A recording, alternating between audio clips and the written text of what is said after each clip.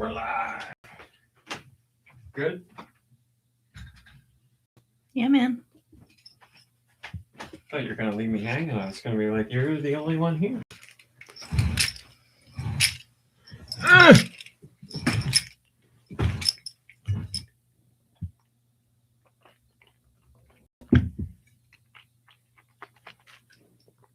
Okay.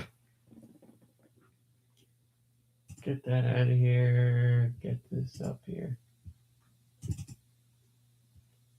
Ready?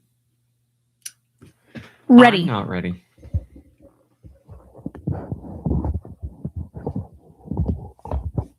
What the hell? How are there so many emails? I was just in my email.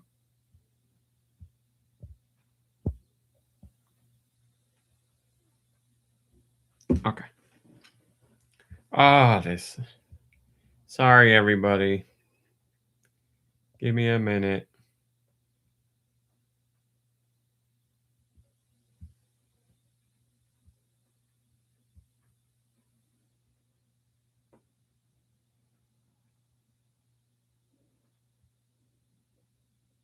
Okay.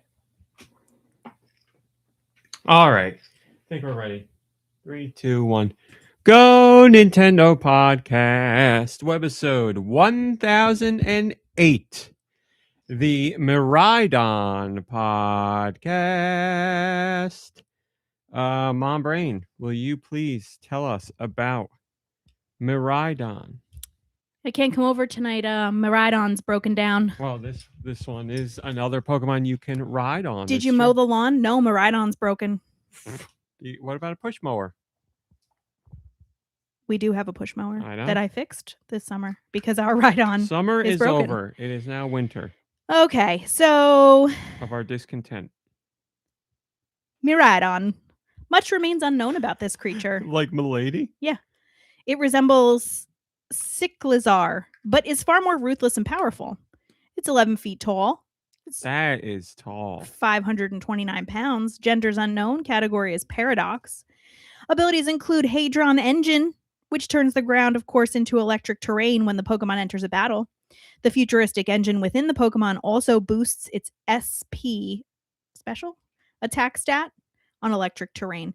This is the end of the Pokemon section. Thanks, MomBrain. You're welcome. Appreciate it.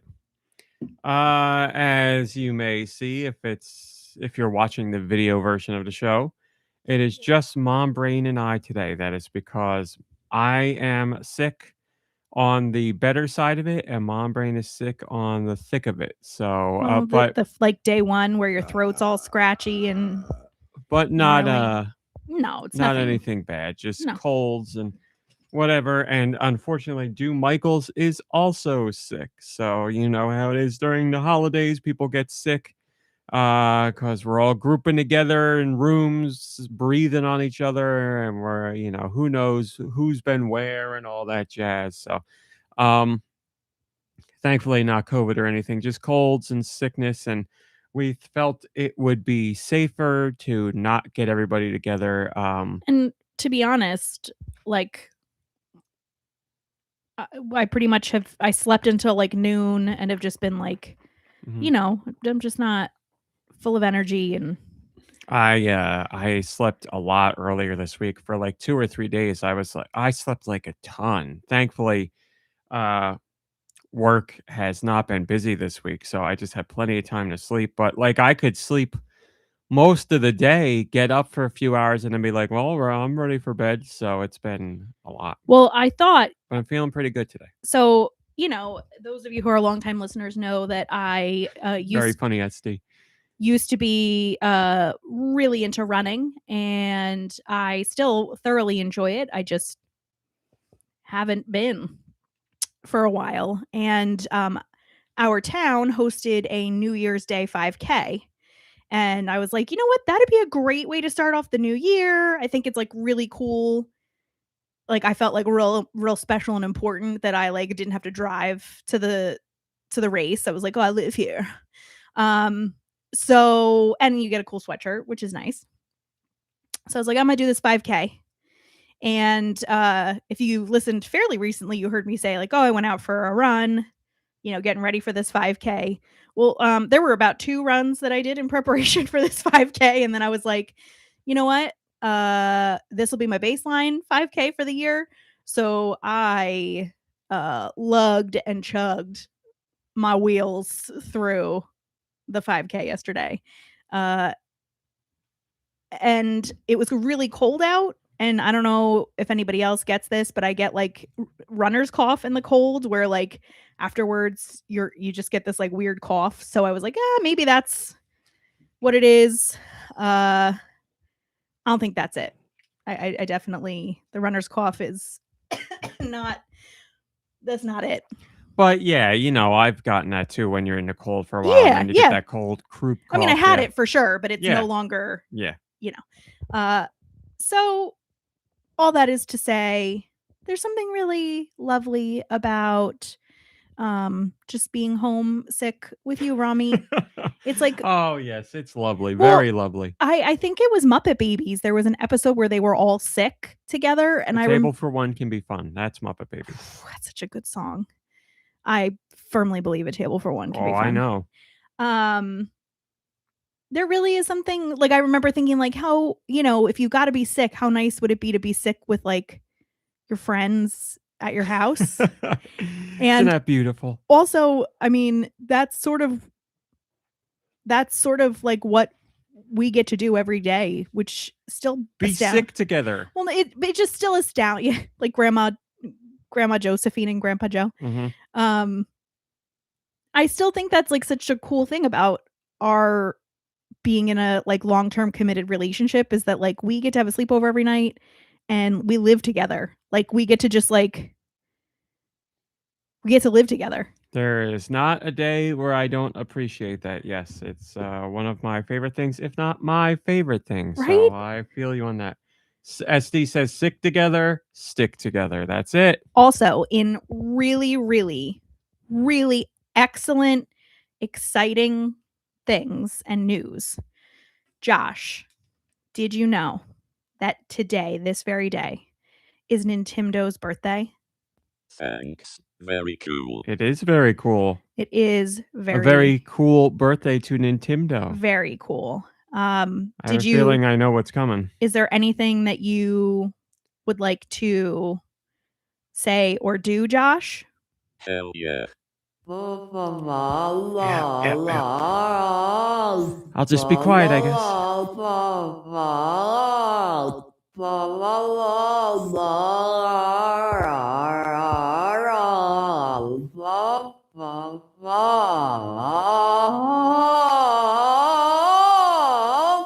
Beautiful, as only he can perform it. Mm-hmm. Thank you, Josh. And again, happy birthday, NinTimDo. Hope it is a great one. Let me say hello. Well, MomBrain is here. How are you, MomBrain? Well, I think we covered that. Thanks for asking. How are you? I am also sick, but whatever. Hanging in there. Let me, there's things to get into. Hold on one second. I am doing the podcast right this second. I promise I will listen to this voice note after. Just letting you know. Let me say, bless you. Let me say hello to the Discord. Again, not again, first time. Jingly. What? It's like jingly. Should I tighten it? What are you doing? I'll just put it. Push. Seems pretty good. Talking to it. Let me see. La la la la la la. Good to me. Maybe it's the top. Yeah, it's the top. There we go. Now it's completely. I'm gone. so sorry. Yep. I don't remember what I was gonna say. It's gone. Whatever. Hello, Marsboro and Roth and Grantimus and NinTimDo and SD and Retsuza and Ice Dilbert and NicoDarunia and whoever else I didn't say hello to.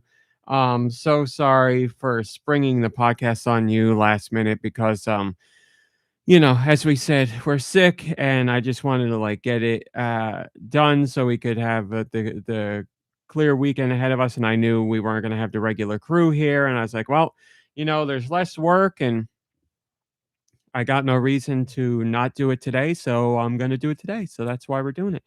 But I apologize for not giving more of a heads up. I just knew at some point I would do it today. Well, I found out last night I was going to do it at some point today, and then just didn't know quite when it would happen. But here we are. Also, I want to say that I don't know how noticeable this is for the regular listeners. I thought it would be very noticeable, but perhaps it was not. And that's okay if it's not. But I just wanted to apologize because I have not been myself for the last couple shows. I've just been out of sorts and out of whack, and quite frankly, feeling depressed for no particular reason. It's not like anything happened, just various reasons, and then just feeling that way. So I thought last week's show, I was like, oh boy, I was like really out of it last week's show, and I had a tough time with it. But I've been told by others that is not the case. But again, I don't know how much that is true or not. So if you picked up on anything, bonus points to you because you know me very well, and I'm still in that funk today. So I just wanted to apologize if I'm not my usual energy, or we don't have the usual type of show, because we're down, people, and I'm feeling cold funky and I'm feeling head funky, and it is what it is. So just letting you know, and my apologies to all. But we all have these times in our lives, and it's important to push through and carry on, and better times will be ahead, and we work towards them no matter what. Damn it, that's what we do. You push on, you keep on keeping on. Hell yeah. Hell Moving yeah. on. Moving on. Let us move on to topics before the Patreon, and MomBrain, I will open it up to you. You have seen, without spoilers, the Stranger Things finale, and you've also watched the entirety of Heated Rivalry. Would you like to share your thoughts on either of those? Spoiler free, please. Sure. Okay, so I know that people are pretty familiar with the fact that I'm a pretty big reader. And I actually did not read Heated Rivalry. So, in case anybody was, wondering whether I read it or not, I did not. So, Are you doing two things at once right now? Yeah, but I'm done. Okay. Very noticeable when you do that. Sorry. Yeah. Because you vamp and your brain goes away. Yeah. So there's that. So I'll start with Heated Rivalry. Oh my God. I thoroughly enjoyed watching it. I thought that the love story was delightful. I actually really enjoyed the hockey part of it. Steister, good to see you. Because I do enjoy me some hockey.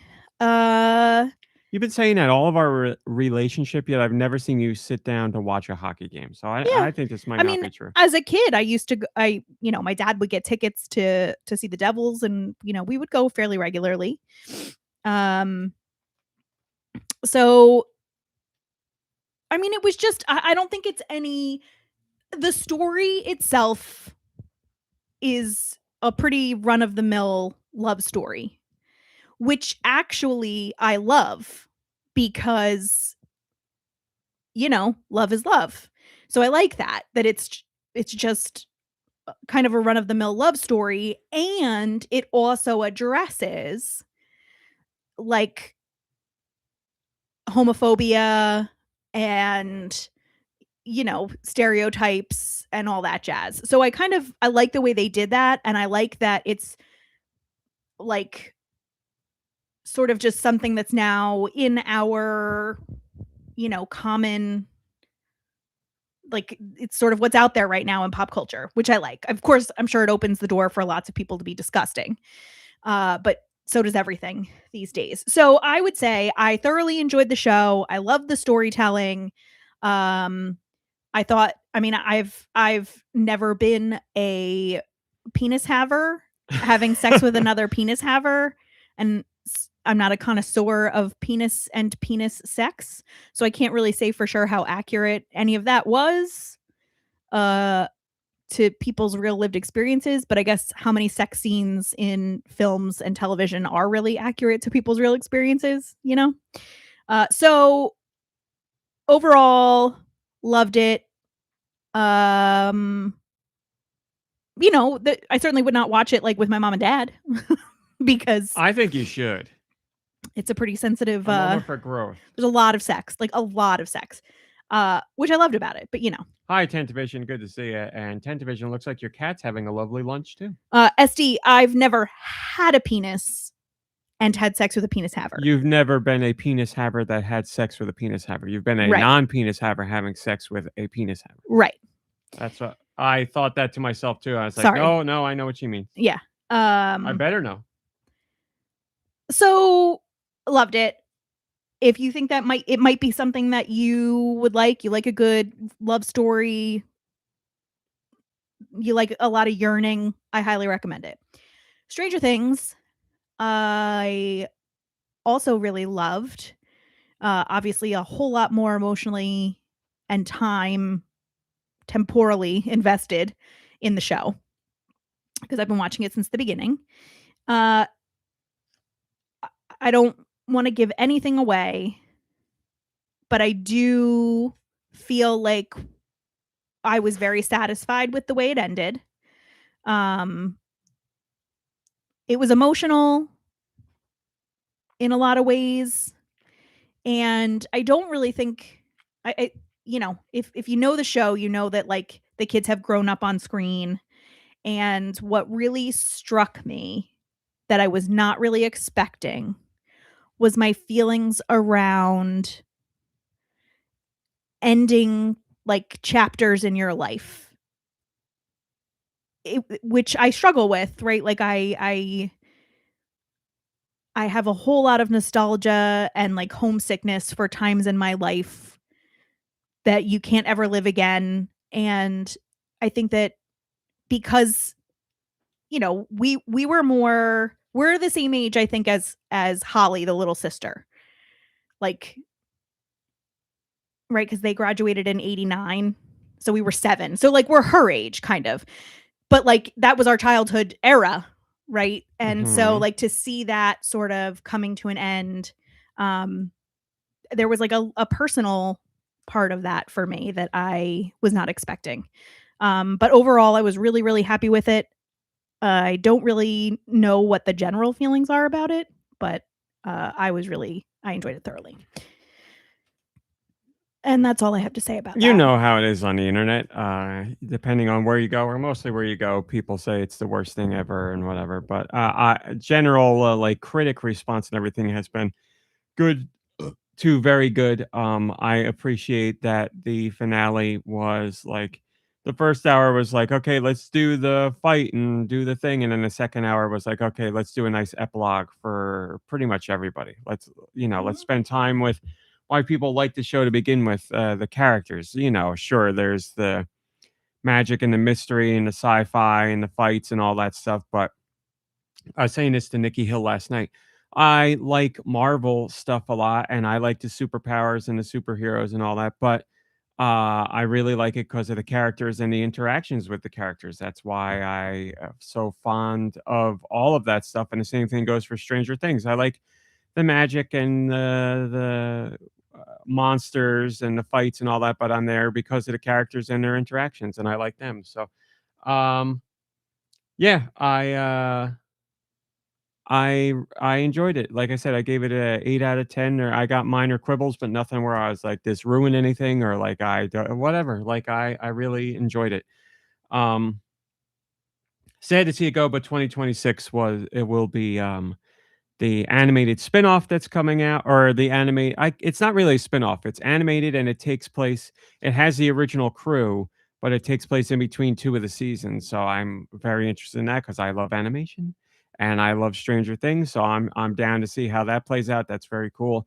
And then we know there's a spin-off down the road as well. I don't know when that actual spin-off is going to come out, but my understanding is it's going to explore one major piece of Stranger Things that people have questions with right now. So that's also exciting. I won't say anything as to not spoil, but yeah, I sad to see it go, but happy for the run it had. And it was stuck around longer than we thought because of COVID and setting back the timeline and everything. So obviously people aged up more than were planned and all that, but there's no avoiding that. It can't be like, well, they're too old now, we're not going to do it. It just, it's like with anything else in Stranger Things, you got to suspend your disbelief for part of it, and it's fine. I don't really have any issues with it. Yes, MomBrain? You look like you had something to say. Yeah, we talked about going to see the Broadway show. Mm-hmm. Because apparently there's like a lot of, it's a prequel, right? I think it's a prequel. And I have a friend who has been to see it, and because I don't know, something like that. I was like, I'm not sure, it feels weird. And she was like, no, it actually was really great. The special effects were fantastic. So, I would like to get to see it. We have. But does it have music? I want Vecna singing. Probably. I was reading something on TikTok. Sadie Sink has a beautiful voice. Sadie Sink is going to the MCU, and that's all I care about Sadie now. Sink was, I didn't get to see her perform, but Sadie she was Sink, in John Proctor as the villain. She was in John Proctor as the villain, and I think that she's going to be in the show or the movie of it that they're going to make. I was reading the comments on something, Stranger Things on TikTok, and somebody was talking about Vecna, but they spelled their name, I forget what it was exactly. It was like Vecnor, and they spelled it wrong twice, and they were complaining about something that happened, and somebody responded, it's like, it's very impressive that you care about the show this much, yet you get the villain's name wrong twice in a row. Wasn't it the mom who called him Venka? Or Venka, yeah, Venka, that was a different one. But yeah, the lady's like, "What's up with Venka? What's Venka doing?" Or she was like giving the like recap of the seasons prior, or like was like, "Wait, who is this?" Like the person's mom who watched it and asked what the upside down was, and they're like, "It's been 5 seasons. How do you not know what the upside down is?" But anyway, why don't you ask George? Oh my God, George is here. I'm so sorry, George. Like I said, I'm out of whack. How are you doing, George? Oh, don't worry about it. I know you're a little stretched out. Everything's fine. It's all lime over here. All limes over here. You're good.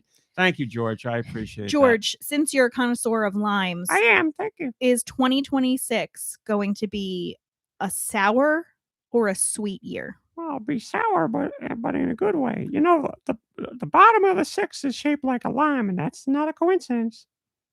The bottom of the 6, 2026. Okay. Yes, okay. 6, 2026, lime. It looks like a lime. Year of the lime? And the 0 in 2026 is shaped like a big lime. It's good things coming. Okay. 5 was not lime shaped, so there wasn't enough lime, but we got double lime or lime and a half. A double lime. It's a double. The books show that it's double lime here. Rami, sorry, I'm getting very excited about this. Rami, yes. Did you talk? Did George catch what you had? He sounds a little sick.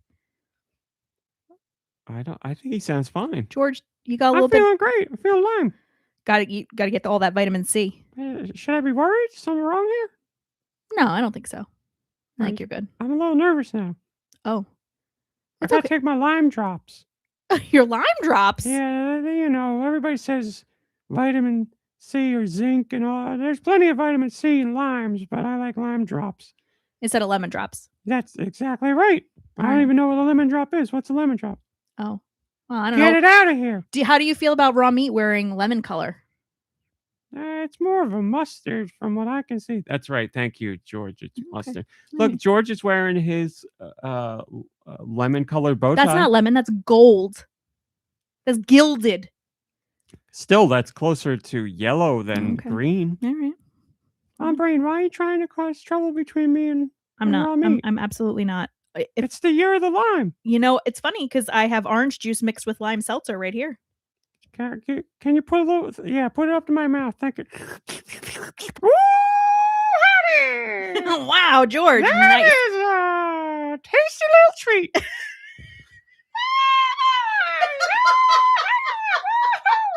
You can't do that with George. Wow, George. You know how much he loves limes? He's gonna go crazy. You can't.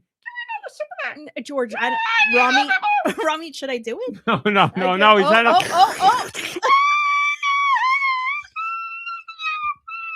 All right, George. Thank you. George. Woo! George. You can't do that. How much lime you got in there? Oh boy. How much lime you got in there, MomBrain? Just enough. Got the Diet Cokes with lime too. We got to be careful with that with George. We'll be right back after. Oh yeah, I It's think like, maybe we should take a little break, Josh. It's like the Tricks rabbit when he finally gets tricked, he loses his mind.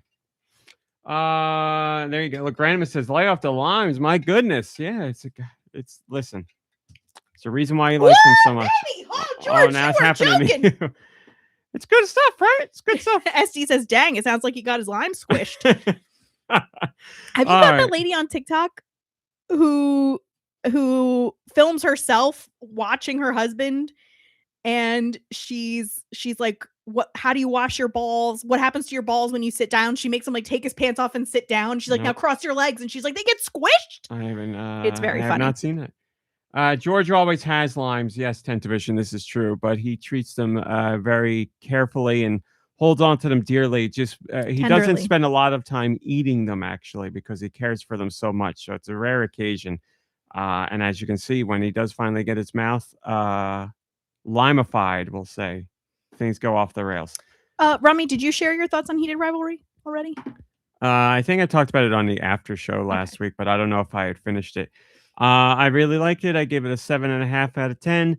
I think it's getting so much talk just because it is two gay guys like making lots of sex, and I think that gets people talking, which is fine. I don't care, whatever. If it was just like a hetero couple, I don't think the show would be getting as much attention. No. And I'm just talking about like from a storyline perspective, because like the show's good, but it's not like amazing. Yeah. But I think people are going crazy for it because of the fact that it spotlights a gay relationship, which is good and important, and I'm all about that. I'm just saying, if I'm taking, you can't take that away from the story because it is the story. But without that, the show isn't. It's not anything incredible, but I enjoyed the show. I watched all 6 episodes in a couple days, and it was good. When the second season comes out, I will definitely watch the second season. OMG. Sticer says, going with my... Hello, did I say Giant Reggie? Hello, Giant Reggie. Sticer says, going with my friend Smart to see Twin Peaks in theaters. Our local Alamo Draft House is doing a showing of the first 3 episodes. Will be the first time I've ever seen it before. Well, get ready Sticer, your life is about to change. Get ready to rush right home and continue watching. Listen, Sticer, do not go into it with any expectations, with any sort of thoughts about how it's going to go. Just open your mind and let it in. MomBrain, speaking of opening your mind and letting it in, 2026, maybe it's a good idea to open your mind to the GoNintendo Patreon. MomBrain, did you know that the GoNintendo Patreon costs for $1? You can get in for just $1. $1. I'll get you into the GoNintendo Patreon. What did I talk about this week? Let me tell you. Talked about game chat, just asking people if you're using game chat, what you've been using it for. I don't remember if I've talked about this on the podcast last week. I may have, but my mom has a Switch 2, and she just got it all set up, and she set up game chat on her own, and we hopped on game chat just to make sure it was working. And she thought it was going to be text, and I was like, no, it's voice. And she's like, where's the microphone? I was like, it's on the Switch 2 up by your TV. So she was very surprised by that. But we had a lovely little like 20-minute chat just talking about the Switch 2 and how things work and blah, blah, blah. But it was funny because it was just like a phone call, but through the Switch 2, and we were doing screen sharing and all that stuff. So it was fun. And I was like, I can't wait to do this with you and play some games, because we're going to do Zelda 4 Swords with her and my sister at some point, which will be a lot of fun. And I'm sure we'll do more of it in the future. So I had game chat on the mind, so that's why I talked about it. I also talked about something I either didn't know about or somehow it had like gotten lost in my memories. I don't recall it at all. So if it's a memory, it's a very buried memory that I still haven't been able to dig up. Super Mario Brothers Deluxe was a port of Super Mario Brothers, the original, to the Game Boy Color. I remember owning this back in the day, It had the entirety of Super Mario Brothers in it. Plus, it had a whole bunch of other like challenges and stuff in it that I remember having a ton of fun with, but I don't remember what you did. I think it was like collect 5 coins or run through the level in this amount of time or kill all the enemies or stuff. And they were just a lot of fun to clear out. I enjoyed doing that. But I was on TikTok and I randomly got a TikTok of the end credits song in Super Mario Brothers Deluxe. And I was like, is this actually in the game? I thought the person on TikTok was lying. So I went to YouTube to listen to the soundtrack and I found the song and it's actually in the game. The end credits song at Super Mario Brothers Deluxe takes the Starman theme from the original Super Mario Brothers and greatly expands upon it with a very jazzy rendition. And it's so good. And as far as I know, we haven't heard that version of the song anywhere else because I would have talked all about it. And I was like, man, this is great. How in the world has this song not been revisited by Nintendo in another Mario game over all the years? It's just such an amazing, the Super Mario Brothers star theme is very short. It's just dun dun dun dun dun dun dun dun dun dun dun dun dun dun over and over and over and over and over. But this really, really, really expands upon it. It makes it like a minute and a half where most of it is original, like all new stuff. With the star theme in the background of it, and it blew my mind. I thought it was a really beautiful take on the song, and I love when there are songs in games or franchises that the franchise keeps returning to for years to come, but then at some point that song gets expanded upon, and the example that always comes to mind is the Kirby's Dream Land King Dedede theme in the first game. It's a great song, but years later, Nintendo expanded upon that song and added in a whole new section that I also love too. And I'll never forget hearing that all back in the day. I don't remember which Kirby game it was exactly that added that new portion. But when I heard it, I was like, "Oh my god, they're adding to it, and this is so cool." Um, God, I wish I could remember which Kirby game did that, but that's the song that always sticks out in my head. But Nintendo's done that a few times over the years where they took songs from classic franchises and added new bits to them. And I just really like that because it's I would imagine it's tough to add in new elements to songs that have existed for years, yet they don't these new bits don't sound out of place, and then they become a part of the song for the years after that. I just think that's really cool. So I shared that song. I talked about the song in general, and then the idea of adding to, time honored game songs, especially when it comes to Nintendo.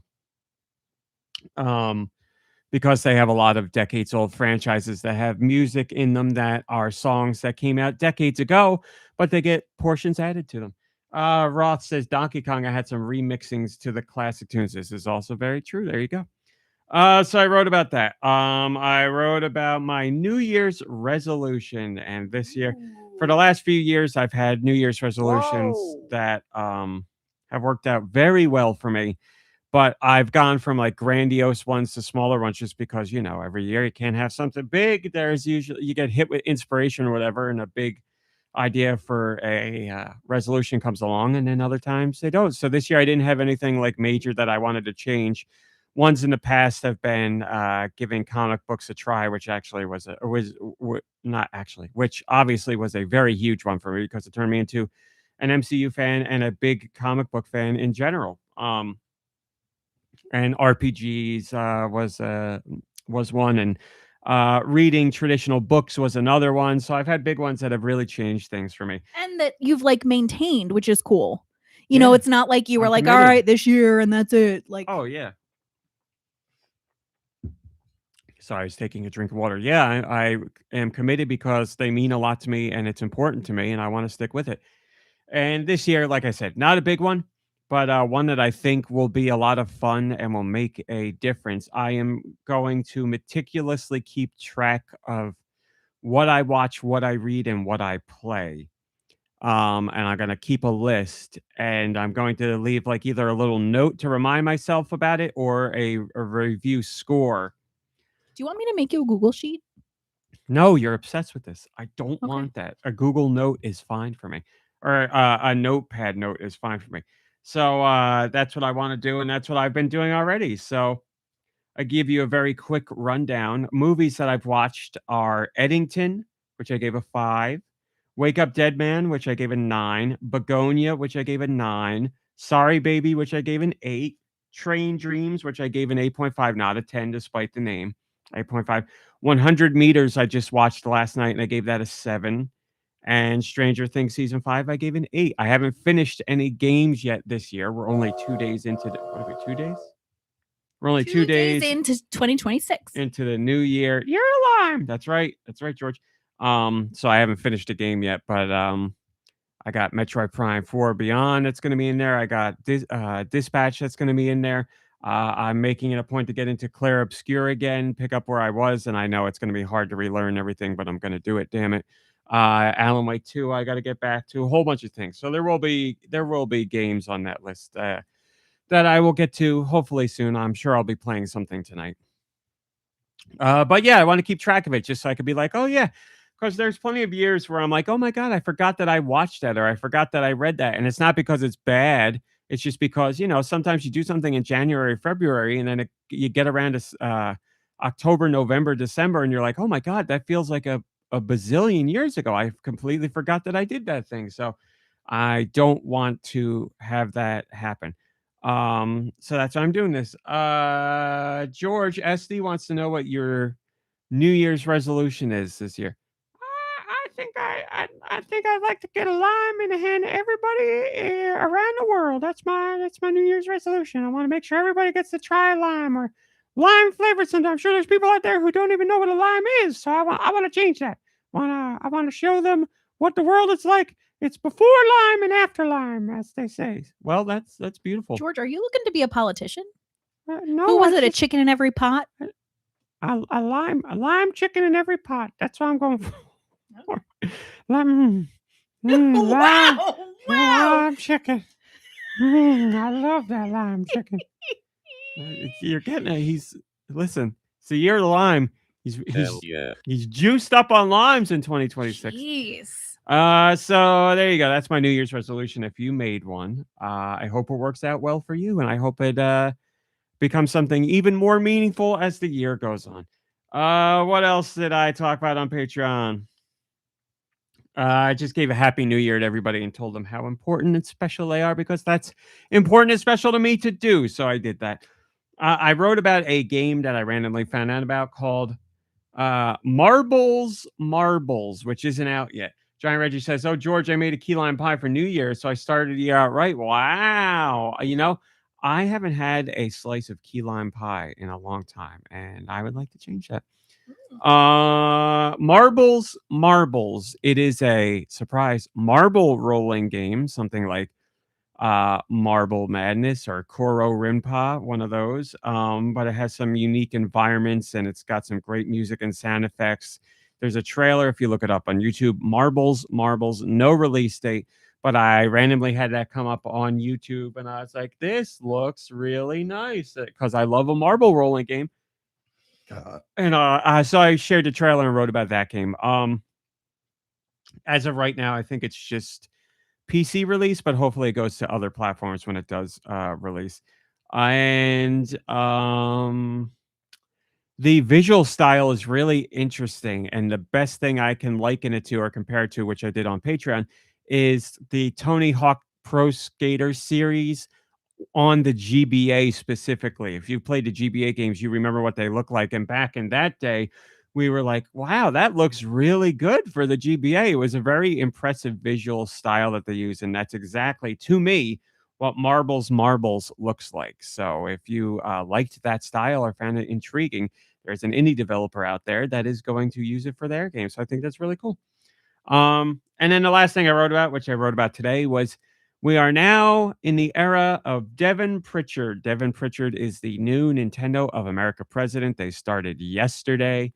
Doug Bowser is out. Devin Pritchard is in. Devin Pritchard has basically, or pretty much 2 decades worth of experience in the game industry, but they've also been working at Nintendo for years now, but they're obviously moving way up to become Nintendo of America's president. And I said, I'm eager to see what they do and to see what kind of president they're going to be. Are they going to go the route that Bowser did, where he really wasn't present too much in front of the camera or as a personality, whereas Reggie very much was out there and like kind of a mascot for Nintendo to some degree, for Nintendo fans anyway. My body is ready. So I want to see what kind of president they end up being. While we may look back on Doug Bowser as a very quiet and modest president, it seems like he did the job behind the scenes. He just wasn't much of a forward-facing personality for the company. And I would love for Devin Pritchard to do a great job with all the behind-the-scenes presidential stuff for Nintendo. But it would also be great if they were a bit more forward-facing for the audience as well, if only to give us that little like focal point, that because Reggie was a big part of Nintendo and it was a lot of fun and gave us something to like latch onto and discuss and make memes about and just feel like some solidarity with. It's just a little something for the extra hardcore Nintendo fans out there that I really liked. And I'm not saying Devin's got to do that, but maybe she's got more of that personality and we'll see more of her. I think that'd be cool. So yes, Red Suze, I agree. Nobody can be Reggie, but Devin seems fun. She might get involved in the forward-facing stuff. I agree. There's something about Devin that makes her seem like she's more about that or would be more interested in that kind of thing. So we'll see. The track record for Nintendo Directs in February is pretty darn good. There's been more Februaries with Directs than without. So if there is a Direct in February, perhaps we'll see Devin as part of it. If you remember, Doug popped up in some of the Directs early on when he first started out. So maybe we'll see Devin pop up as well. But that's your Patreon, which you can join for $1. And that's that. And now let's get to news. Finally. Quiet week overall, but there were some tidbits to talk about news-wise, which I will share with you right now. Data miners have been digging through Monster Hunter Wilds because it got recently Title Update 4. As you probably know, Monster Hunter Wilds is not available on Switch or Switch 2, but it seems like that might be changing for the Switch 2, which really isn't all that much of a surprise based on Capcom's slate of support for the Switch 2 in general. Capcom is a hello, Dre, good to see you. Capcom is between what they had at launch and what their slate of upcoming titles, they got a lot lined up for Switch 2, which is great. 10 Division says, actually, honestly, between 1 AD and 2025 AD, there were over 2,000 Februaries without a Nintendo Direct, so my numbers were off. My apologies. Yikes. So yeah, Capcom's doing a lot for Switch 2, so it wouldn't be too much of a surprise to see that they're going to do Monster Hunter Wilds for the Switch 2, and there's nothing official yet. But as I said, data miners were digging through the Title Update 4 for other platforms, and they found something interesting. Data miners apparently found mentions of a Switch 2 version of Monster Hunter Wilds. There were mentions of DLSS use on Switch 2 for upscaling, a change to how NPCs would be rendered because it would be reduced, and then that the Switch 2 version will have local multiplayer. And since then, we've seen screenshots of the like controller setup for Switch 2. So this seems like a pretty sure thing. And if there is a Direct in February, I would imagine that is where you'll hear about Capcom bringing over Monster Hunter Wilds. So the amount of information that's out there right now and the amount of stuff that came from this leak certainly makes it seem like this is the real deal, although nothing is confirmed until Capcom says so. So officially not happening, unofficially looks pretty darn good. So we'll see. I'll keep an eye out for more information as we move forward into 2026. No! But as of right now, I would put my money on this being legitimate. First comment is from Milk My Kiss. And they say this. It's not gonna happen. I want to say that I wouldn't rebuy Monster Hunter Wilds for Switch 2 if it were real, but considering I rebought Monster Hunter Rise for PS5 when I already went crazy with it on Switch goes to show that you can't trust me. Edit. And that I'm addicted to Monster Hunter. Capcom, please, a legacy collection of past games to modern consoles. So they're saying I wouldn't rebuy Wilds on Switch 2, but I've been wrong about myself in the past, so who knows, And maybe there'll be some other bells and whistles in there that'll make Milk My Kiss be like, oh, I'm going to double the dip on this. I missed out on Monster Hunter Wilds on other platforms. And I am going to be honest, I wasn't forceful enough with friends in wanting to get into the game. So if it does come to Switch 2, then I'm going to make my point to get it there and play. Because I haven't played a Monster Hunter game in a long time. But once I finally cracked the code and figured out how they worked, I really did like them. So I would like to do that with Monster Hunter Wilds, should it come to Switch 2. And then if there's local multiplayer, yeah, that'd be even more fun to do. So we shall see. Like I said, if this is true, and I believe it to be true, we should probably be hearing about this very soon, because I can't imagine the port would be all that far off. It's not like they're going to be like, Monster Hunter Wilds Switch 2 at the end of 2026. They'll be like, here it is, and you'll get it next month or something like that. MomBrain, we have an update on the world's highest grossing media franchises. And since you're playing by yourself, we're going to give you some time to guess what's on here. Now, I want to guess, or I want you to know that when you guess, these are media franchises. So I'm just using an example. Thundercats, that is a media franchise. So we're not looking for like umbrella corporations. No relation to Resident Evil. Got it. Hello Kitty. Hello Kitty is number 2, 88.5 billion. Mickey Mouse. Mickey Mouse, number 4, 74 billion. Barbie. Barbie, number 17, 26 billion. Hello, Malik. Halo, good to see you. Mario. Mario, number 6, 57 billion. Minecraft.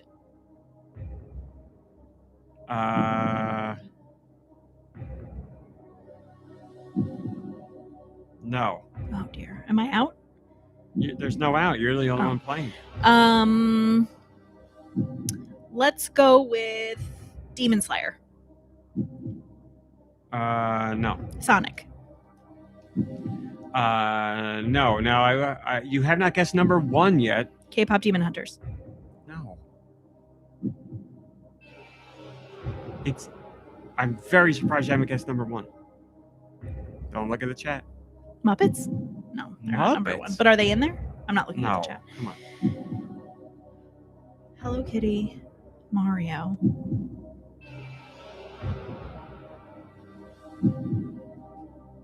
Labubu? No. How are you not guessing this? This is crazy. Here's a hint. If Doom Michaels was here, he would Pokemon? guess it. Yes, Pokemon, number 1. Okay. With, again, Hello Kitty, 88 million at number 2. 88 billion at number 2. Pokemon at number 1, 288 billion. It is more than 3 times higher than the second place. MomBrain, you guessed Demon Slayer and Demon Hunter, but you guessed Demon Slayer. Which is not on here, but there are some anime brands on here. Would you care to guess what they are? You've definitely heard of 2 of them, without a doubt. Jujutsu Kaisen. You've heard of 3 of them. No. You got to think like huge. Like, you know. Dragon Ball Z? Dragon Ball is one of them, yes. One Piece? One Piece is another one. Good for you. There's 2 others on here, and you know one of them for sure. So, you know, One Piece is huge. Dragon Ball is huge. Other huge anime brands. Naruto? Yeah, that's on here too. What'd you say? Naruto? Very good. You got it. The one, yes, Anpan Man is on here too, but Fist of the North Star is on here, which you wouldn't get. Let's do your top 10. Jump Comics, which is Shonen Jump, which is where all that stuff comes from, all the manga stuff. Did I see there was a Shonen it's number 10 at 40 billion. Pop up at? Yes, I told you there was, and I said I want to go. I'll take you. You want to go today? No. Okay. I really want to go because they have like art stuff that I want to get. Take it looks really cool. Number 9 is Marvel. Number 8 is Disney Princesses. Number 7 is Anpan Man. Number 6 is Mario. Number 5 is Star Wars. Number 4 is Mickey Mouse. 3 is One that I'm shocked at is number 3. It is. I didn't know it was as big as it is, and you're gonna love it, MomBrain. Number 3, Winnie the Pooh. Oh, that is nice. With an incredibly solid 76 billion, Winnie the Pooh is that big. You know what? I think I love Winnie the Pooh. It's sort of like Paddington, like universally lovable, right? Like you get Winnie the Pooh stuff for like infants and little kids, but adults really like Winnie the Pooh too. Like they love wearing Winnie the Pooh pajama pants, Eeyore pajama pants. Eeyore. That's probably what all the money is right there, all those pajama pants. Yeah. Other notable ones on the list, there are 26 of them. James Bond is 26. Lord of the Rings is 25. Call of Duty is 24. Yu-Gi-Oh! Another one I missed is 23. Transformers is 13. Spider-Man is 14. Batman is 15. Oh, Gundam's on here. There's way more anime than I realized. Anime and manga. 16, and so on and so on. Very cool list. But yes, Pokemon, number 1, with a bullet. Again, more than 3 times the amount of the second place, which is Hello Kitty.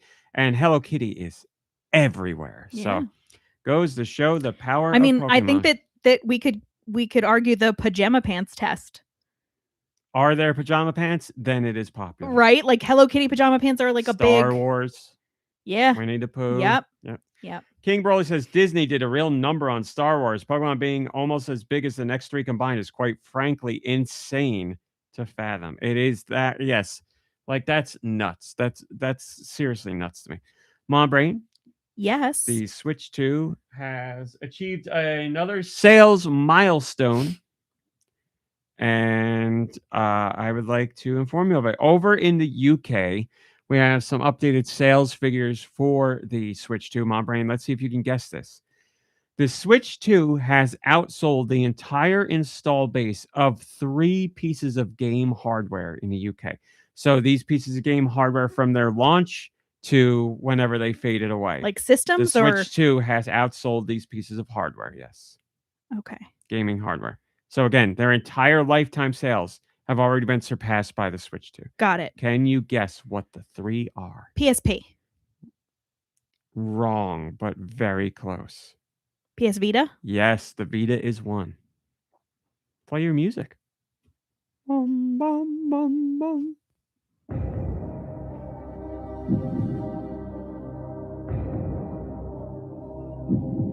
Sega Saturn. No. Although that's probably true. Yeah.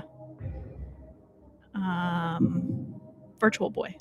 How about I give you hints? One of them is a Nintendo system, and one of them is a Sega system. Game Boy Micro. No. Virtual Boy? No. Come on. Virtual Boy's a great Wii U. Wii U is one of them. And the other one you didn't. It's a Sega system. Sega system. Game Gear. Nope. CD. Sega CD. Nope. It's probably true though. The Genesis? No. Dreamcast. There you go. The Dreamcast. You're doing pretty good today, MomBrain. Thank you so much. Good. So Switch 2 has been available for basically 6+ months. And this information comes from Chris String, editor-in-chief and co-founder of the game business, who also does a ton with sales information in the UK. So it took it 6 months to surpass the Wii U, the Vita, and the Dreamcast. And all of those systems deserved, but I don't know if the Vita deserved better. I had a Vita and I didn't really get much use out of it. The Dreamcast I love to death, and the Wii U, we all know how sad that story is. Drake says the Vita, I'm surprised by that. So am I, because the UK is PlayStation territory, but I guess they just really didn't want a portable PlayStation over there. Maybe they tried it with the PSP and they were like, no good. So I'm not in on the Vita. But there you go. MeReal says, I rarely skip purchasing new Nintendo consoles on launch day, but that's what happened with Switch 2. I still don't have one and don't totally see the appeal of it. In my opinion, it's only worth owning if you are big into Nintendo first-party releases, and as of yet, there just aren't enough compelling exclusives to justify new hardware. Hopefully 2026 is a banger year for Nintendo first-party exclusives. Well, I would argue that Donkey Kong Bonanza is worth the price of entry alone, but that's just me, and I am a big Nintendo first party fan, so it is what it is. We'll see where sales numbers go for the rest of 2026. Will the Switch 2 continue to climb, or will it decline, or will it bottom out completely, or will it, who knows? I don't know, but we'll be here covering it no matter what. We covered the Wii U extensively, but hopefully this is not another Wii U situation, and all we have right now is data to show that it won't be. So speaking of that, more positive sales results.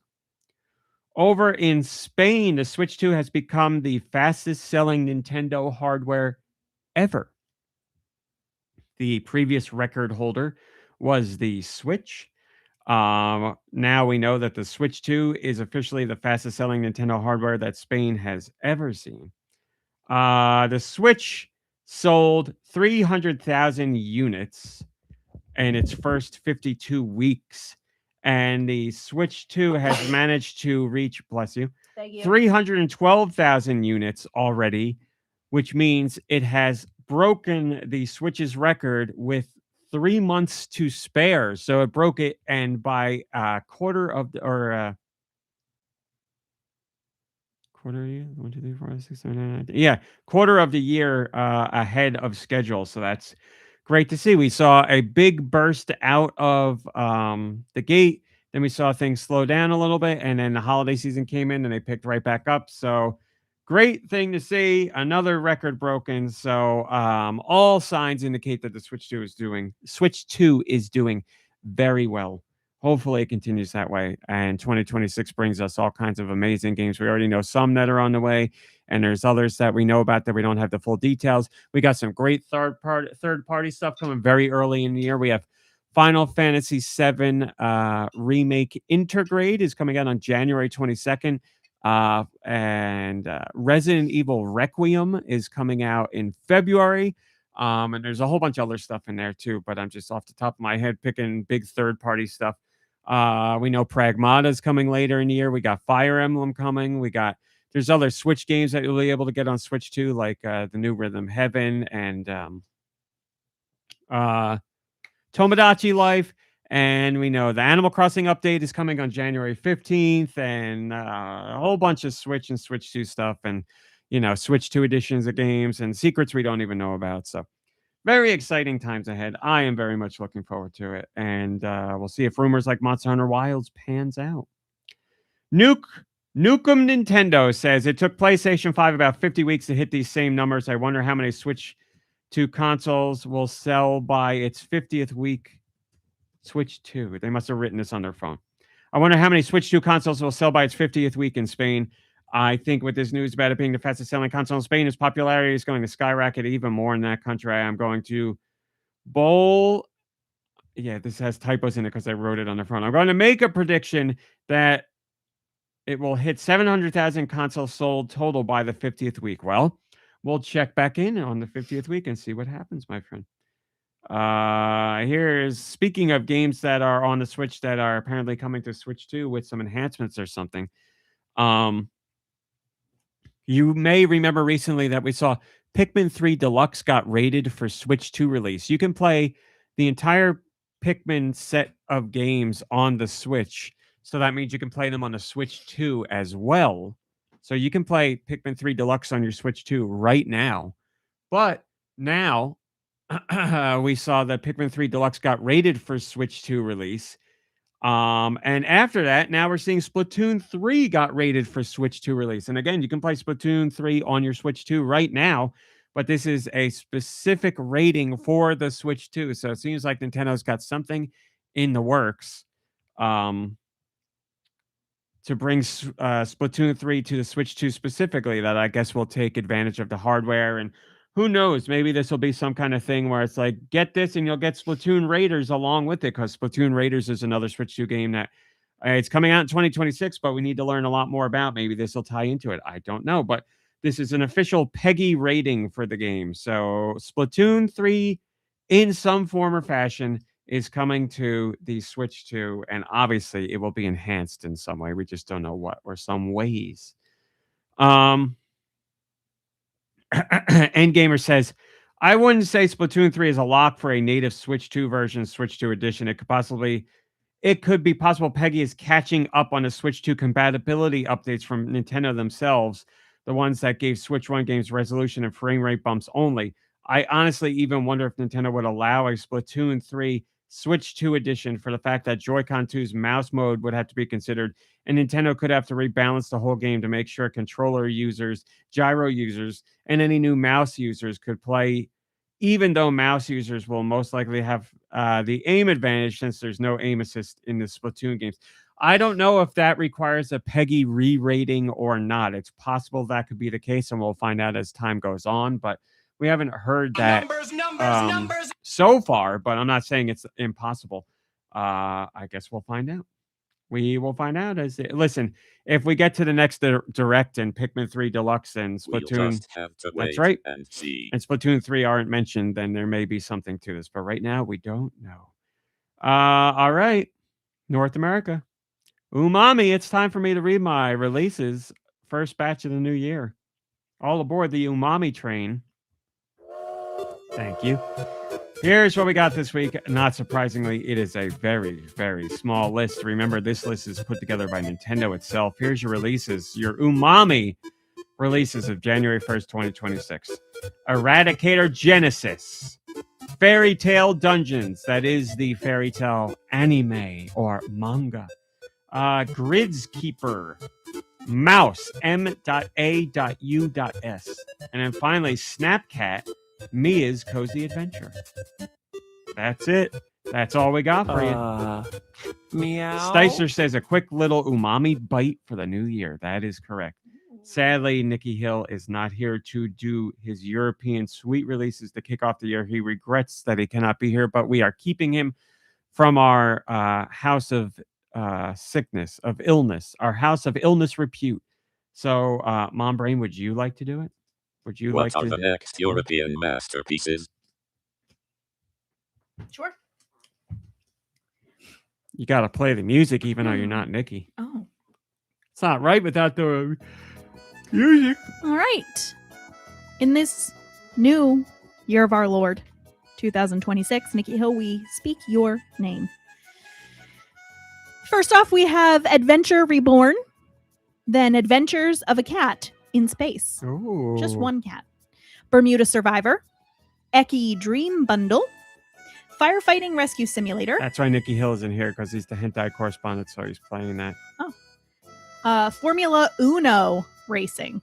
Not Formula One. Uno. Formula Uno. Grumpy Driver, followed by Heavy Duty. And then JDM Pixel Streetcar Racing. This one looks fun. Juiced Fruit Racing. Hell yeah. Mahjong Monsters Club and Neko Mimi Days 365 Days with You. Pixel Line Super Puzzle Turbo Bundle. Tralalero Tralala Elephant Runner. Mm-hmm. Ultimate Battle Simulator. Valley Peaks, not to be confused with Twin Peaks. And then the last two are Wander Scoop and Zen Wash. There you go. And Any those, comment there, MomBrain? The first comment comes from Sticer. Starting the year off with some sweetness from Nicky Hill. Whoops. Sorry Well, about there's that. still Nicky's sweet releases just delivered by MomBrain this month or this week. So Yeah. they are always his. That we just take over when he's not here. But they will never be anybody else's. They're always the sweetest when coming from him. We just do what we can. Thank you, MomBrain. You did a great job. Oh, I'm so glad. MomBrain, what have you been playing this week? Bingo. I saw you playing it today. Double board bingo. It's fun. How many bingos you get? Not enough. Oh, never enough. That's right. How about you? Because I've been feeling under the weather physically and mentally, I really didn't play anything this week, as you may have heard from my list of what I've been watching. That's what I tend to do when I'm feeling down in the dumps. I watch more just because I don't have the mental capacity or the physical energy to play a game, because I feel that requires way more of my attention and I want to give it more of my attention. Whereas watching movies or TV shows is passive. I can sit there and take it all in and no problem. I can understand it. But I don't really have to engage with it, or at least I don't engage with it on anywhere near the same level. So I played a little bit of Fortnite. We haven't played any Fortnite really because people have been doing holiday things and haven't been around. We played last night with the group of friends, and that was great to really get back to it. We had a lot of fun. We were obviously very eager to play the game and talk to each other, so we had a really, really good time and lots of laughs and much needed mental health sessions. So that was a lot of fun. But yeah, I didn't play Dispatch. I didn't play Metroid. I didn't play anything. Yeah, I did not play anything. I just did not have it in me. So that's why I was watching stuff. So I'm sorry. All I got is Fortnite, and that's it. Mm. I am sure that will change for next week's show, though, because I really want to get like I said, I want to get back to Claire Obscure badly, and I want to get the next episode of Dispatch. Like Dispatch, forget it. When I was saying before, like even when I'm in a good headspace, Dispatch, I gotta, it's mentally taxing for me because I'm making decisions and I'm very eager to see what happens in the story, but I'm also very nervous too. So I need to really prepare myself for that one. But that one's weighing on me a lot. And then Metroid Prime 4, I remember exactly where I am, and I always have like a lot of fun when I'm playing that one. I really do. I need to be in a better headspace. Ice Dilbert says, I feel you on the mental capacity issue being sick. My gaming time these past couple of weeks has been way low. Did a little bit of blippo, though. I had big plans over the break time, too. Don't we all? That's how it always is. Everybody has big plans. Not that we haven't done, we've seen people and we've had some like very high quality. Yeah. I mean, that sounds more cold than I wanted to, but we've like spent some really good time with friends and family that we don't see all the time. Yeah. And that's been really, really nice. Honestly, I think that's great. And it also adds to my depression because I'm like, I want to do this more. Oh, yeah, absolutely. Yeah. And then you think about how like when vacation's over, it's like back to regular work. And you're like, life should not be like this. Life should be, these times where we're with family and friends and we laugh and relax and have a nice time and just enjoy being around people. And like, if like somebody reaches out and wants to do something, like it's like, oh yeah, sure, like, which is so nice as opposed to me being like, I don't know that I'm gonna have the energy like to do it. Like yeah, it is nice. So yeah, it is what it is, but such is the world. We have to get back to our responsibilities. Like I've been doing GoNintendo like regular, but it's not nearly as busy right now, which is very nice and gives me more time. A general vibe of relax. Like the time like between Christmas and New peace. Year's, or that whole break, everybody's like, we're playing pretend. Like nobody's doing. I've seen plenty of people talking now about how they're like, I don't want this break to come to an end. Like this is the best time of the year because you just get to, really live. Whether that's rotting on your couch or going out with friends and family or doing whatever the hell you want to do. You're like, man, this is what life could be like when you don't have to worry about responsibilities and you just get to like enjoy things. So yeah, I've had a nice balance of like, 1 o'clock, I think I'll take a nap and later we're going out. It's like a nice balance. All right, let's move on to questions. Send your questions to goninpod@gmail.com. Where? Go ninpod@gmail.com. Maybe I will. It can be about Nintendo video games in general, or whatever the hell you want. Do Michaels, we speak your name. NicoDarunia has a question. You have in front of you a special button. If you press it, all social media will instantly disappear and will never exist again. Do you press it? Yes. I really dislike social media, but I don't know that I would be okay removing it for everybody.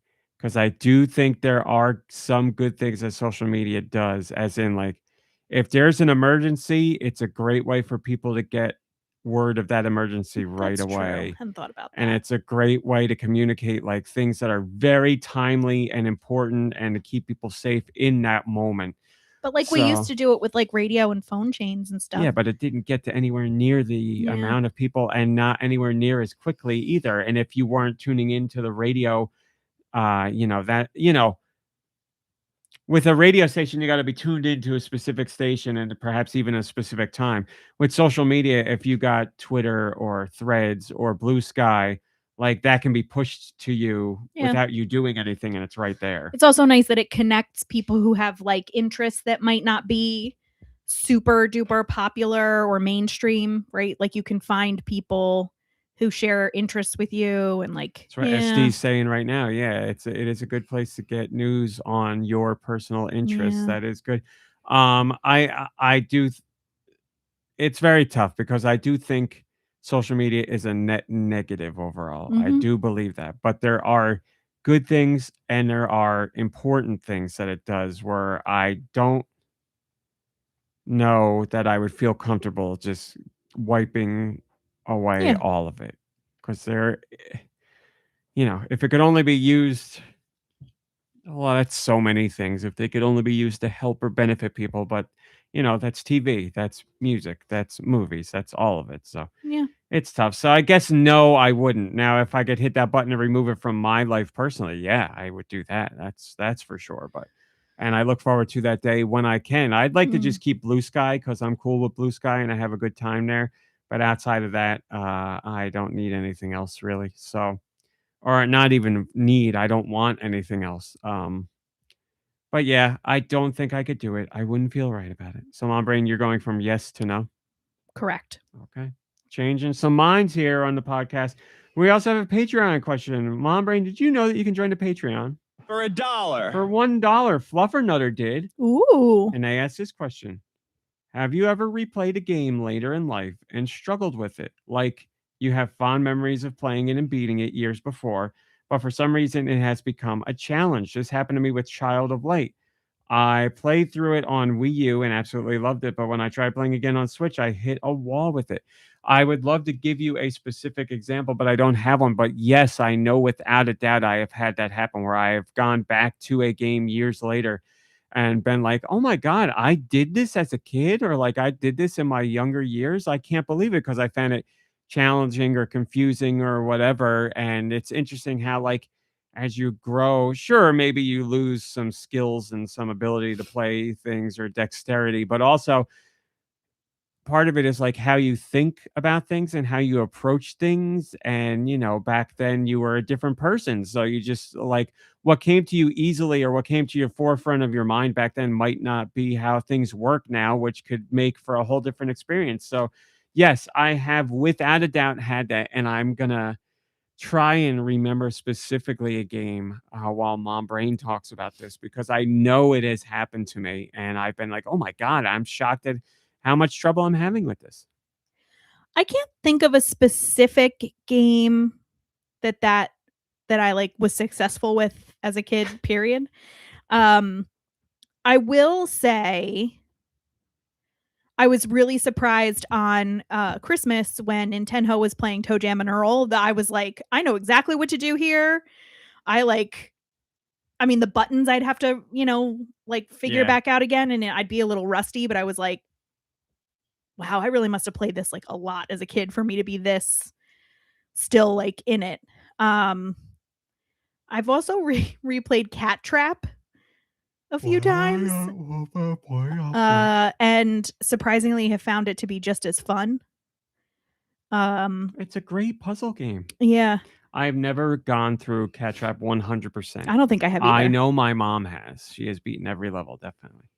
But I can't think of anything specific to the question. I apologize.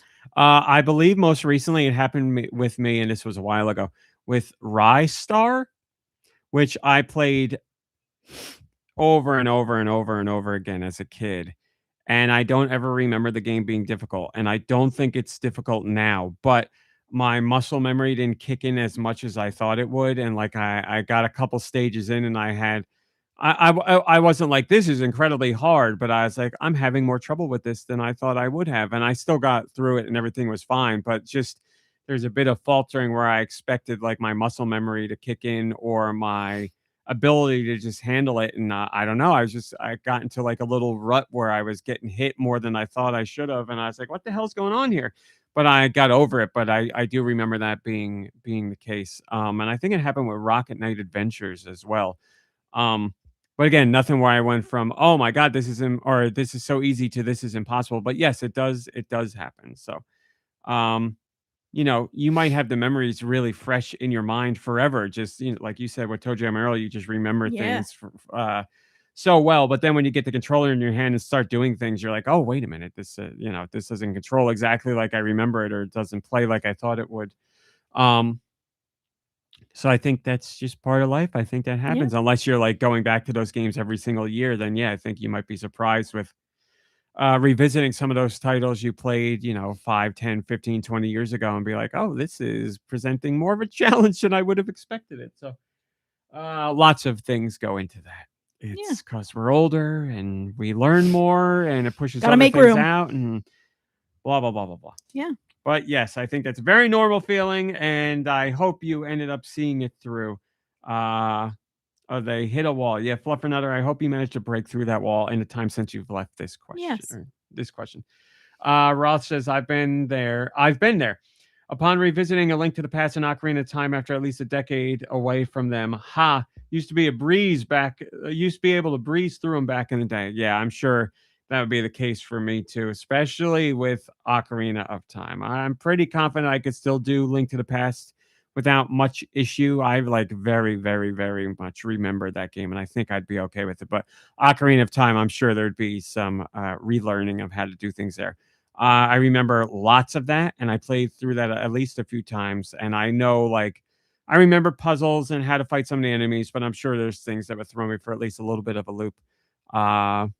But it's all worth it to see what's his name, Prince Jabu Jabu or whatever, Eerie across the ledge.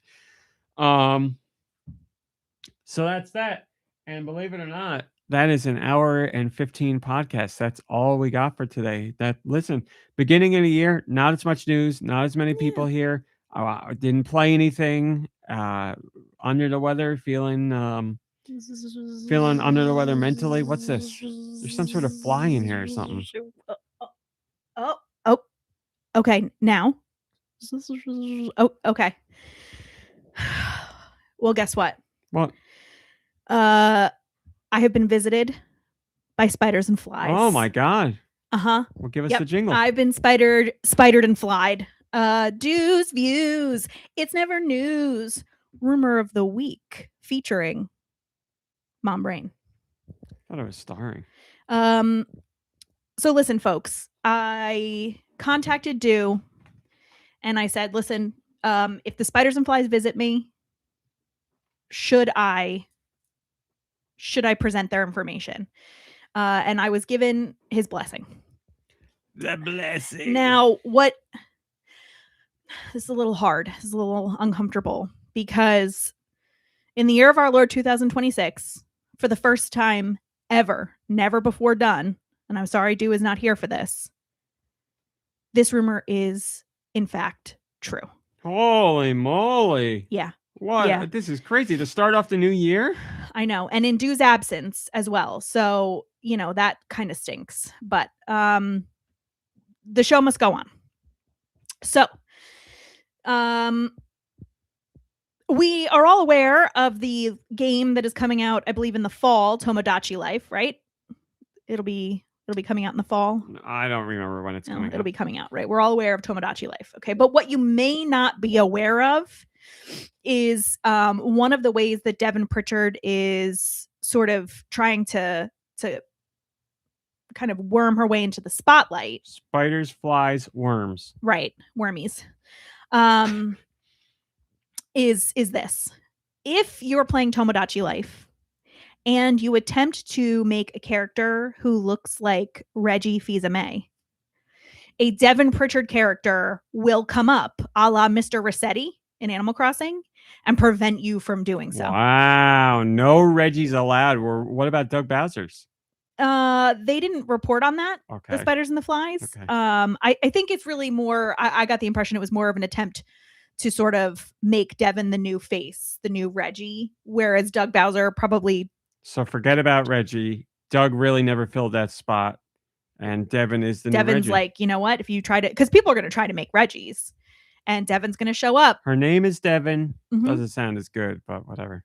Well, I mean, she'll have to find her own way with Well, that. a lot of people are going to be upset because I guarantee a lot of people still have Reggie Me's that they like using, and a lot of people will go to make Reggie Me's. So get used to it now. It's gonna be a Devin Me. I'm sorry. That's all. That's the Pritchard army. The Pritchard army is beginning. She's amassing her followers early in 2026 to prepare for Tomodachi Life, whatever it's called. I don't remember. Yeah. Thank you. SD says if this was Deux, he would say it would be Charles Martinet. Well, yeah, but that would be a rumor. That wouldn't be true. This is a true story. This is a true report. Thank you, MomBrain, and thank you, Deux, and thank you to the Spiders and Flies. And that's it for our first show of 2026, a show unlike our usual shows, but that is what the year hath brought us. So next episode, will we be back to normal? I'm sure Deux will be fresh as a daisy, and I would imagine I should be by then as well, at least physically. MomBrain should be. Yeah, I mean, if you're here today, you'll be fine next week. I'll be fine. And I don't know what Nikki Hill's doing, but we'll keep our fingers and toes crossed that he will be around.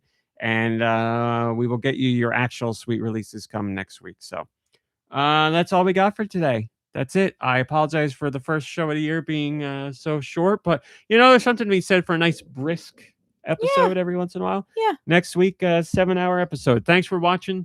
Thanks for listening. We'll see you next week. Goodbye, everybody. Goodbye, everybody. Goodbye. After show. What do you got? No, that's not yet. Sorry. You're gonna have to do it again. I don't got squat, man. I got the sniffles. You have not played enough video games. I know. But I did watch a lot. Watch a lot of video games. No. You did do way more watching than you usually do. That's true. You did Stranger Things, all of it. You did Heated Rivalry. Pluribus. Pluribus, you did. That's true. You put in a lot of watch time. That's there's something I was going to say. Usually during a break, you end up watching things, but you really plowed through. Is there anything else on your watch schedule before back to school? No, not at the moment. Oh. Should there be? Okay. Chair Company? Well, I mean, listen, I loved Chair Company, but I don't know. SD, I have not seen any new anime yet for 2026 because nothing on my list of what I'm watching has started yet. I can tell you that tomorrow, January 3rd, yes, tomorrow, Sentenced to be a Hero starts, and that will be my first new anime, followed by Journal with Witch, which starts on January 4th. Then the next day, January 5th, My Hero Academia Vigilantes Season 2, which I absolutely love. I really love that. Oh, I should say that. Followed by, big one, Jujutsu Kaisen Season 3 on January 8th, followed by January 11th is In the Clear Moonlit Dusk. January 14th, another big one for me, the 3rd season of Oshinoko. And then finally, January 16th, the final new anime of the winter season I will be watching. The 2nd season of Frieren begins. Cannot wait for that. Is it going to be released all at once or? Oh. No, weekly. Because Crunchyroll, it's a regular TV show in Japan. Crunchyroll does simulcast for that one, so you'll get it like the day, not even the day after. It's less than the day after. Dubbed? But I don't know yet. If it's a very popular anime, they do dubbed along with subs. But even then, they're like doing it up to the last minute. So there could be a week where you go to watch and it's like, sorry, the dub's not out yet. Like I was watching Kaiju number 8's 2nd season, and it was dubbed up to a point, and then it fell behind. And I was like, well, I'm not going to wait. And the same thing happened with, I'm going to say this name wrong, and I need to train myself to say it right. Gachiakuda, the trash anime. The first part of it was dubbed, and the second part, when the second part started, the dub wasn't out yet. So I just watched subbed because I wanted to see. So, so we shall see. But I am very excited for all of this. Gachiakuda, I really liked. I was enjoying it for the first part, but the second part really brought it together for me. And there's some characters that are introduced that I really liked. I wasn't like, I liked it. It was good. I wasn't crazy about it, but by the end of the whole first season, I was like, yeah, I definitely like this. So I'm enjoying that. I gotta say, I gotta look up the name of it. You got me talking about anime, and now I'm just gonna go. I won't go forever, I promise. But we got so much time. Why not? I'm opening up my Crunchyroll to get the name. I am terrible with names. This monster wants to eat me, which I guess the first season is done, or the first half of the first season is done, because there's not a new episode yesterday, and there should have been one. So this monster wants to eat me has like really blown me away. It's about a girl who she's walking to school, and this mermaid like happens upon her because apparently this girl smells delicious, and the mermaid is like, you're gonna be delicious, but you're not quite there yet, and I'm gonna make sure nobody else kills you because I'm gonna be the one to eat you because you're gonna be delicious. So it's like real weird because this girl knows, and the girl is okay with this, which you find out why in the show. But I watched this first season. Hi, Autumnal Blake. Good to see you. Happy New Year to you too, my friend. Year. It was really good and very emotional and very deep and very engaging, and it took twists that I didn't expect, and it was like it really became something special. Like I really did enjoy it. It became one of my favorites of the fall season. I really like that. Honestly, to tell you the truth, like the fall season of anime was pretty damn good. There's only a couple where I was like, like my status as an assassin obviously exceeds the heroes is one where I was like, it's whatever. I probably won't continue it. It's not like it's bad, but it just didn't do it for me. I liked May I Ask You for one final thing, but I wanted it to be better. I will watch a second season, but I wanted it to be better. Yano-kun's Ordinary Days was great. Loved it. If you're into romance anime, it was very, very, very good. What else did I watch this season? Solo Camping for 2. Oh, loved it. Such a good show. Solo Camping is another romance anime. Man, I really liked that thing. And it teaches you a lot about camping and camping stuff, but it's a Which love story I know too. you love. I know, that's the thing. I don't care about that at all, but man, it was one of those like warm hug shows where you just like seeing it, and like nothing crazy is going to happen. There may be like relationship things, but there's nothing like, it's a very even-keeled anime where you're intrigued by the relationships, but there's nothing insane that's going to happen. It's just really nice. Yano-kun, like I said, Let's Play was another romance anime that's themed around a game developer. I wasn't crazy about it, but I really did like it. It was enjoyable. Tojima Wants to Be a Kamen Rider is still going as far as I know, and love that show so much. I've never seen a show that makes me feel more seen than that show. There's something about that show and the main character in that show that is how I feel as a person. I've never seen I've never seen any show where I so identify with the character so much, and it makes me feel crazy because the guy, I'm sure, looks crazy to everybody else. But man, Touring After the Apocalypse was amazing as well. You follow two characters as they tour the Japanese countryside and like look at like what used to be, and it's just beautiful and soothing and very sweet, and it's got some interesting emotional beats to it. Really liked that a lot. Gnosia, or as they say in the show, Gnosia. That is the anime that's based off the game that's on Switch. Yes, SD, I want to be Kamen Rider for Halloween. That would be amazing. Just as what's his name? Just as Tojima is. So I'll just wear the mask and that'll be it.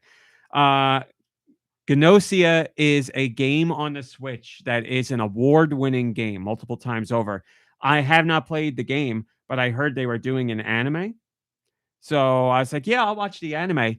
It's like the game is like a visual novel, social deduction game. Like I said, award winning, all kinds of awards. The anime is really good. I'm like, there's a whole time loop mechanic to it, and you would think the time loop mechanic would make it tiresome, but man, I really like it. So if you played the game, check out the anime. I don't know if it's over yet. I wish they would tell you like that's the end of the first season, but I don't know. But there's 12 episodes out right now.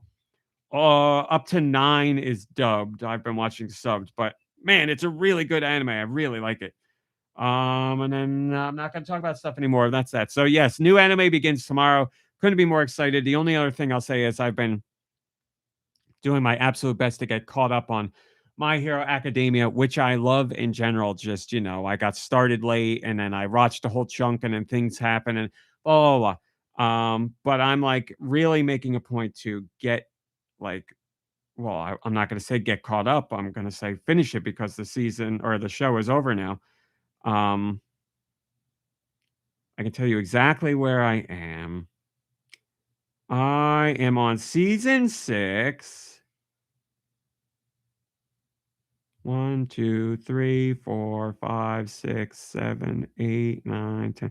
I'm on 11. I'm on season 6, episode 12. It's numbered 125. It's called Threads of Hope. Yeah, it's just coming off of a big fight with I am terrible with anybody's names. The who's obviously going to be the huge bad guy, the one who can touch people and turn them into like stone and they crumble.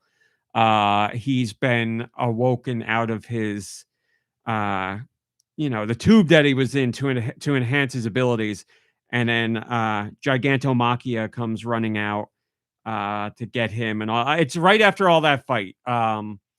So like things are calming down now, but Deku's arms are destroyed and everybody's hurting, and like, oh man, I love superhero stuff, but boy, do I love this show. Like it just really makes you, I love it so much. I wish you continued with it. Maybe you will at some point, but it's just, it's so good. So good. So many great like side stories with other characters too. I just really like it. So I've been cranking out like 4 to 8 episodes each week. So I've been really like getting back into it. So love it. Love it. Love it. Love it. All the stuff I'm watching right now, great. And that's all I got. And that's enough. All right, everybody. There's a few days left of your vacation, I would imagine, your winter break, or whatever it might be. I hope you've had a lovely one so far. I hope you enjoy the next few days even more.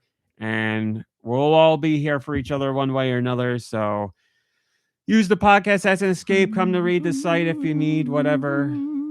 And I am fueled by you guys and your support. MomBrain, you want to say anything to play us out? Play us out. I wish you nothing but the best. And thanks for hanging out with us. Thanks for watching. Thanks for listening. Play some games. Hang out with friends and family. Rest, relax. You deserve it. And we will see you next week. Goodbye, everybody. Goodbye.